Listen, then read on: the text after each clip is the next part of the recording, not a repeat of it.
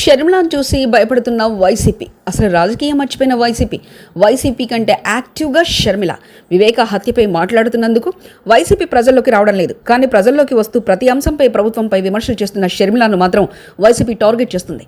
తాజాగా సాక్షిలో చంద్రబాబు సేవలో షర్మిల అంటూ గతంలో ఆమె తన కుమారుడి వివాహానికి ఆహ్వానించేందుకు వెళ్లిన సమయంలో తీసిన ఫోటోలను ఉపయోగిస్తూ పెద్ద కథనాన్నే రాశారు. ఈ కథనంపై షర్మిల విరుచుకుపడ్డారు. జగన్ పరువు తీసేలా వ్యాఖ్యలు చేశారు. ఇప్పటికీ అద్దంలో ముఖం చూసుకుంటే చంద్రబాబు కనిపిస్తున్నారని షర్మిల జగన్ను ఎద్దేవా చేశారు. వైసీపీ నాయకులు ఇప్పుడు పూర్తిగా విశ్రాంతిలో ఉన్నారు.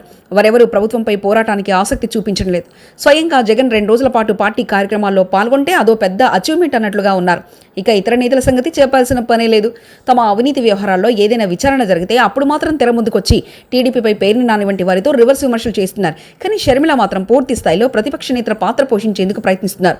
షర్మిల ప్రజల తరఫున ప్రభుత్వంపై ఒత్తిడి తెచ్చేందుకు తన వంతు ప్రయత్నాలు గట్టిగానే చేస్తున్నారు. ప్రభుత్వంపై తరచూ విమర్శలు చేస్తున్నారు. అన్ని అంశాలపై ప్రభుత్వాన్ని నిలదీస్తున్నారు. పోలవరం నుంచి స్టీల్ ప్లాంట్ వరకు దేన్ని వదిలిపెట్టడం లేదు. ఇది వైసీపీకి నచ్చడం లేదు.